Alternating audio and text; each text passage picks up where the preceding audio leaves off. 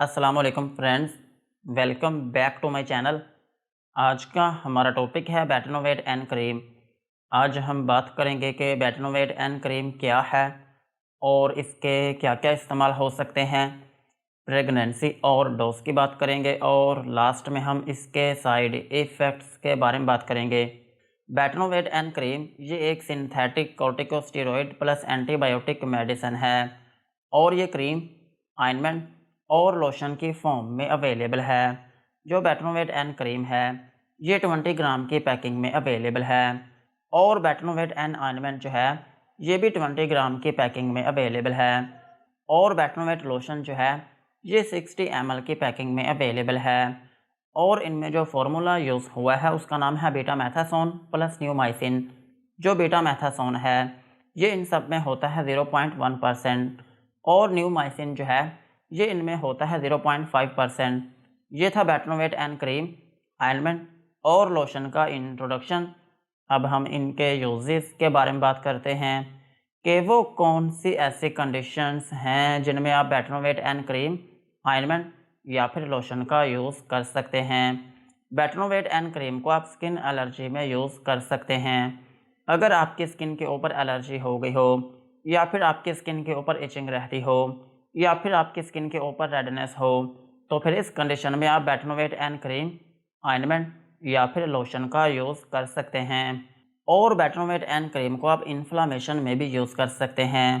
अगर आपकी स्किन के ऊपर स्वेलिंग हो गई हो तो फिर इस कंडीशन में भी आप बेटनोवेट एन क्रीम, ऑइंटमेंट या फिर लोशन का यूज़ कर सकते हैं। और बेटनोवेट एन क्रीम को आप एक्जिमा में भी यूज़ कर सकते हैं। एक्जिमा जो है इसको हम ख़ारिश भी कहते हैं और ख़ारिश जो है ये एक ऐसी कंडीशन है जिसमें आपकी स्किन के ऊपर इचिंग होना शुरू हो जाती है और आपकी स्किन के ऊपर रेडनेस हो जाती है। सो अगर किसी शख्स को ख़ारिश है तो फिर इस कंडीशन में भी आप बेटनोवेट एन क्रीम, ऑइंटमेंट या फिर लोशन का यूज़ कर सकते हैं। और बेटनोवेट एन क्रीम को आप इंसेक्ट बाइट रिएक्शंस में भी यूज़ कर सकते हैं। अगर किसी शख्स को किसी कीड़े ने काट लिया हो या फिर किसी चींटी ने काट लिया हो या फिर किसी भी जहरीली चीज़ ने काट लिया हो और उसकी वजह से आपकी स्किन के ऊपर रेडनेस हो गई हो या फिर आपकी स्किन के ऊपर दाना बन गया हो या फिर आपकी स्किन के ऊपर कोई ज़ख्म बन गया हो तो फिर इस कंडीशन में भी आप बेटनोवेट एन क्रीम या फिर ऑइंटमेंट का यूज़ कर सकते हैं। और बेटनोवेट एन क्रीम को आप कॉन्टैक्ट सेंसिटिविटी रिएक्शंस में भी यूज़ कर सकते हैं। कॉन्टैक्ट सेंसिटिविटी रिएक्शंस जो है इसका मतलब ये है कि कुछ सब्सटेंस ऐसे होते हैं जो कि आपकी स्किन के ऊपर एलर्जी करना शुरू कर देते हैं। मिसाल के तौर पर अगर आपकी स्किन के ऊपर कोई केमिकल लग गया हो या फिर आपने कोई क्रीम यूज़ की हो और उसकी वजह से आपकी स्किन के ऊपर एलर्जिक रिएक्शन हो गया हो या फिर आपने कोई सोप यूज़ किया हो या फिर किसी परफ्यूम का यूज़ किया हो या फिर कोई ज्वेलरी ऐसी यूज़ की हो या फिर आपने ब्लीच यूज़ की हो और उसकी वजह से आपकी स्किन के ऊपर एलर्जी हो गई हो या फिर आपकी स्किन के ऊपर रेडनेस हो गई हो तो फिर इस कंडीशन में भी आप बेटनोवेट एन क्रीम या फिर ऑइंटमेंट का यूज़ कर सकते हैं। और बेटनोवेट एन क्रीम को आप डर्माटाइटिस में भी यूज़ कर सकते हैं। अगर आपकी स्किन के ऊपर शदीद किस्म की स्वेलिंग हो गई हो या फिर आपकी स्किन के ऊपर रेडनेस हो गई हो या फिर आपकी स्किन के ऊपर रैशेस बनना शुरू हो गई हो या फिर आपकी स्किन के ऊपर इचिंग होना शुरू हो गई हो तो फिर इस कंडीशन में भी आप बेटनोवेट एन क्रीम या फिर ऑइंटमेंट का यूज़ कर सकते हैं। और बेटनोवेट क्रीम को आप प्यूराइटिस में भी यूज़ कर सकते हैं। प्यूराइटिस जो है ये एक ऐसी कंडीशन है जिसमें आपकी स्किन के ऊपर शदीद किस्म की ख़ारिश रहना शुरू हो जाती है। सो अगर आपकी स्किन के ऊपर शदीद किस्म की ख़ारिश है तो फिर इस कंडीशन में भी आप बेटनोवेट एन क्रीम, ऑइंटमेंट या फिर लोशन का यूज़ कर सकते हैं। और बेटनोवेट एन क्रीम को आप सोराइसिस में भी यूज़ कर सकते हैं। अगर किसी शख्स को चंबल है तो फिर इस कंडीशन में भी आप बेटनोवेट एन क्रीम, ऑइंटमेंट या फिर लोशन का यूज़ कर सकते हैं। और बेटनोवेट एन क्रीम का एक अहम यूज़ ये भी है कि आप इसको पिंपल्स में भी यूज़ कर सकते हैं। अगर आपकी स्किन के ऊपर दाने हैं तो फिर इस कंडीशन में भी आप बेटनोवेट एन क्रीम या फिर ऑइंटमेंट का यूज़ कर सकते हैं। और बेटनोवेट एन क्रीम का एक अहम यूज़ ये भी है कि आप इसको सीबोरिक डर्माटाइटिस में भी यूज़ कर सकते हैं।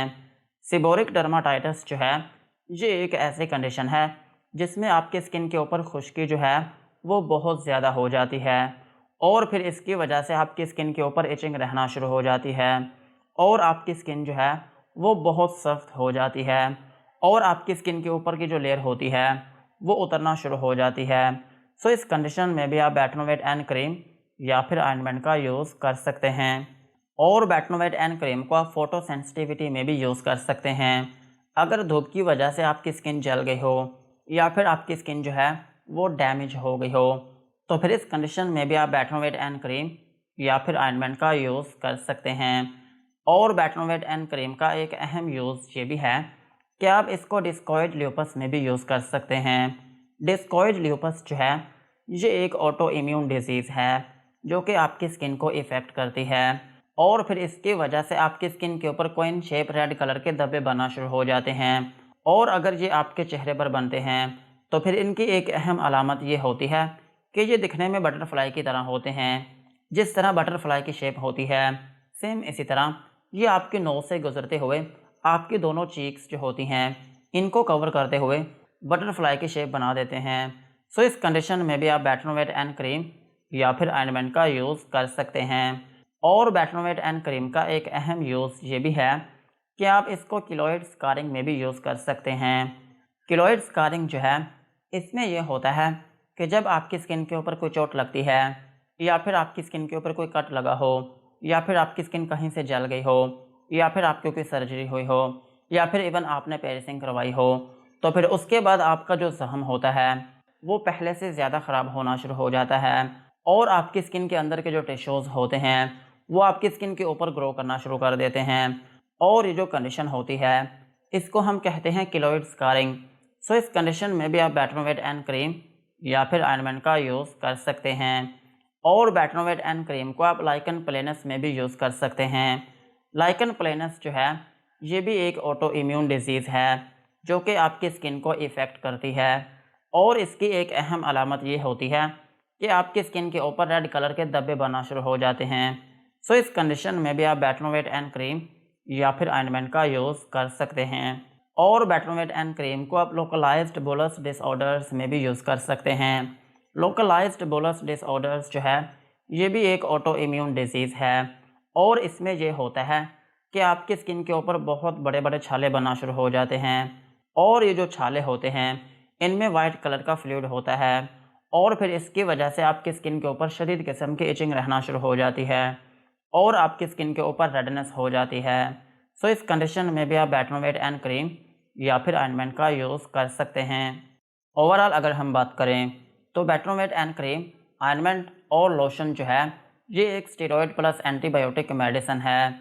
अगर आपकी स्किन के ऊपर दाने बन गए हों या फिर आपकी स्किन के ऊपर बहुत ज़्यादा खुश्की हो गई हो या फिर आपकी स्किन के ऊपर कोई ज़ख्म बन गया हो या फिर आपकी स्किन के ऊपर एलर्जी हो गई हो या फिर आपकी स्किन के ऊपर ख़ारिश रहती हो या फिर आपकी स्किन के ऊपर स्वेलिंग हो गई हो या फिर आपको किसी कीड़े मकोड़े ने काट लिया हो या फिर आपकी स्किन जो है वो धूप की वजह से ख़राब होना शुरू हो गई हो या फिर आपको चंबल हो, तो फिर इन कंडीशंस में आप बेटनोवेट एन क्रीम, ऑइंटमेंट या फिर लोशन का यूज़ कर सकते हैं।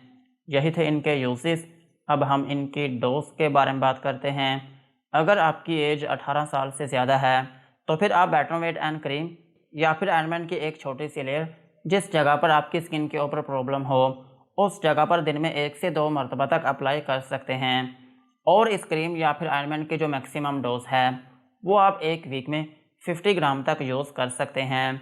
और इस क्रीम या फिर ऑइंटमेंट का जो ड्यूरेशन है वो 2 वीक्स तक होता है, यानी कि आप इसको मुसलसल 2 वीक्स तक यूज़ कर सकते हैं। इससे ज़्यादा आप इस क्रीम या फिर ऑइंटमेंट को यूज़ ना करें। और बेटनोवेट लोशन जो है ये उन जगहों पर यूज़ किया जाता है जिन जगहों पर आपकी स्किन के ऊपर बाल होते हैं।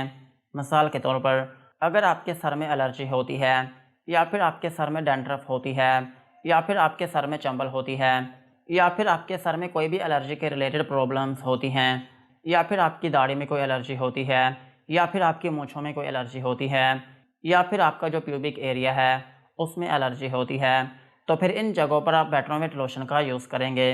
और इसको यूज़ करने का जो तरीका है वो भी सेम ही है। जिस तरह क्रीम और ऑइंटमेंट को यूज़ किया जाता है सेम इसी तरह लोशन को भी दिन में 1 से 2 मरतबा तक यूज़ किया जा सकता है। और अगर हम बात करें बच्चों की तो बच्चों में इस क्रीम, ऑइंटमेंट या फिर लोशन को यूज़ किया जा सकता है। लेकिन कंडीशन ये है कि आपके बच्चे की जो एज है वो कम से कम 12 साल होनी चाहिए, अदरवाइज़ बच्चों में इनको यूज़ ना करें। लेकिन फिर भी अगर बहुत ज़्यादा ज़रूरत पड़ती है तो फिर इस केस में 12 साल से कम उम्र के बच्चों में भी यूज़ किया जा सकता है, लेकिन शॉर्ट ड्यूरेशन के लिए। और अगर हम बात करें प्रेगनेंसी की, तो प्रेगनेंसी में इस क्रीम, ऑइंटमेंट या फिर लोशन को यूज़ किया जा सकता है, लेकिन शॉर्ट टाइम के लिए। लॉन्ग टर्म के लिए प्रेगनेंसी में इनको यूज़ ना करें। और ब्रेस्ट फीडिंग मदर्स जो हैं वो भी इनको यूज़ कर सकती हैं, लेकिन इसमें एक अहम बात यह है कि आप इनको निपल के ऊपर अप्लाई नहीं करें। यही थी इनकी डोज।